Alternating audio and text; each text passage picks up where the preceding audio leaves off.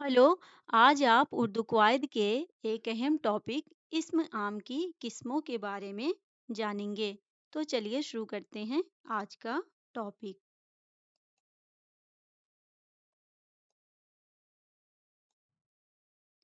इस्म आम की किस्मों के बारे में जानने से पहले आप ये जान लीजिए कि इस्म आम किसे कहते हैं।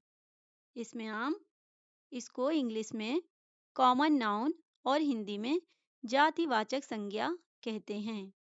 इसमें आम एक तरह की बहुत सी चीजों के नाम को इसमें आम कहते हैं। इसकी मुंदरजा झैल किस्में हैं। इसकी पहली किस्म है इसमें नकरा।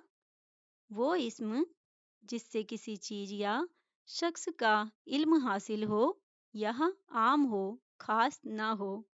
यानी वो इसम जिससे किसी खास शख्स, चीज या जगह का इल्म ना हो, बल्कि वो आम हो, जैसे गाय, पहाड़, आदमी, लड़का वगैरह। इस्म नकरा को इस्म आम भी कहते हैं।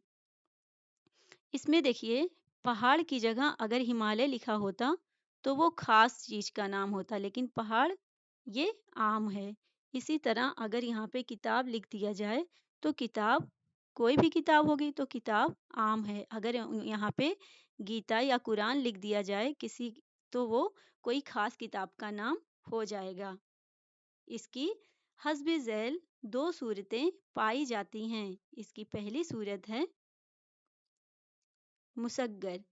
वो लफ्ज जो किसी बड़ी चीज को छोटा करके दिखाए, मुसग्गर है। इसमें कह रहा है वो लफ्ज जो किसी बड़ी चीज को छोटा करके दिखाए, मुसग्गर है। जैसे खाट से खटोला या खटिया, लोटा से लुटिया, देग से दिगची वगैरह।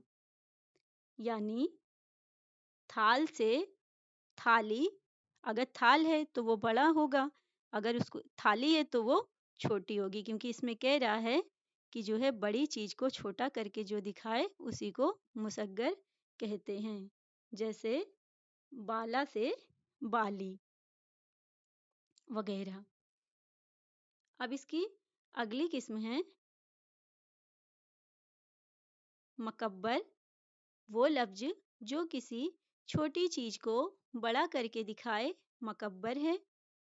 मुसग्गर का बिल्कुल उल्टा ही मकब्बर है। इसमें देखिए, मुसग्गर में बड़ी चीज को छोटा करके दिखाया गया है और मकब्बर में जो है छोटी चीज को बड़ा करके दिखाया जा रहा है। जैसे इसमें देखिए, बात से बतंगड़, पगड़ी से पगड़, थाली से थाल वगैरह। इसी तरह पहाड़ी से पहाड़, ये भी देखिए मकब्बर हो जाएगा।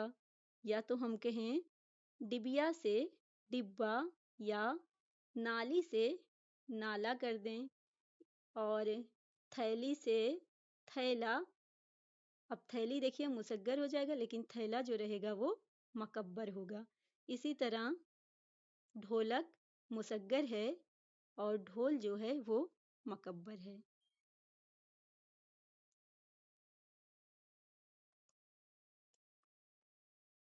अब हम अगली किस्म के बारे में पढ़ेंगे।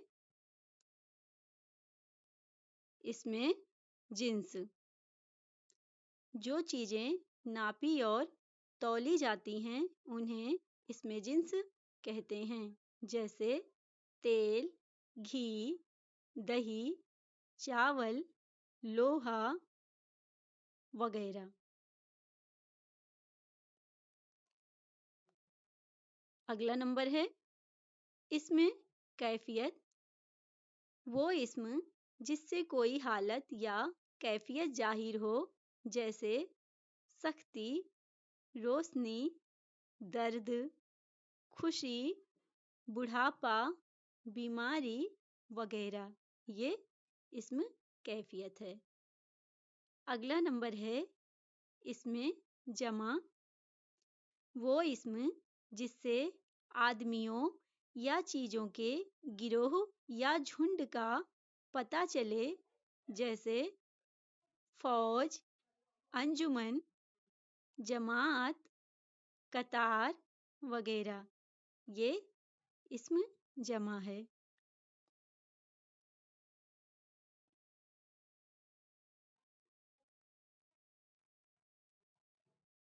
اگلا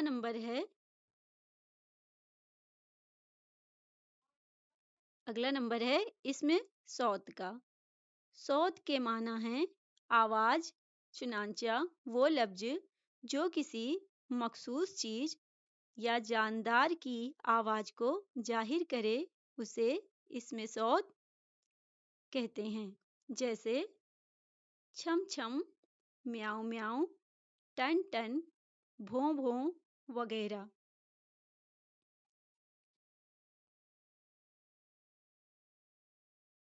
ان آوازوں کو سن کر سمجھا جا سکتا ہے کہ یہ کس چیز کی آواز ہے۔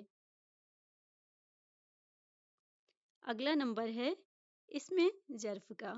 اسم ظرف وہ اسم یا نام جو کسی جگہ یا وقت کو ظاہر کرے۔ اسم ظرف کی دو قسمیں ہیں۔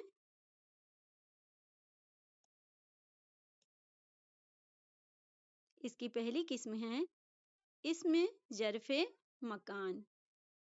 اس میں دیکھیے کہہ رہا ہے جو کسی جگہ کا تصور پیش کرے، جیسے گوشالہ، گھر، چراگاہ، کتب خانہ، سرائے، سسرال وغیرہ، تو وہ کیا کہلائے گی؟ اسم ظرف مکان، جو کسی جگہ کا تصور پیش کرے، جیسے دیکھیے گوشالہ، گھر، چراگاہ، کتب خانہ، سرائے، سسرال وغیرہ، یہ کیا ہو جائے گا؟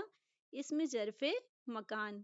اگلا نمبر ہے اسم ظرف زمان۔ وہ اسم جو کسی وقت یا زمانہ کو ظاہر کرے، جیسے اس میں دیکھیے جگہ کو ظاہر کرتا ہے تو وہ کیا رہے گا؟ اسم ظرف مکان ہو جائے گا، اور اس میں دیکھیے وقت یا زمانہ کو ظاہر کر رہا ہے تو یہ کیا ہوگا؟ اسم ظرف زمان، جیسے صبح، شام، دوپہر، سال، ہفتہ، ماہانہ وغیرہ۔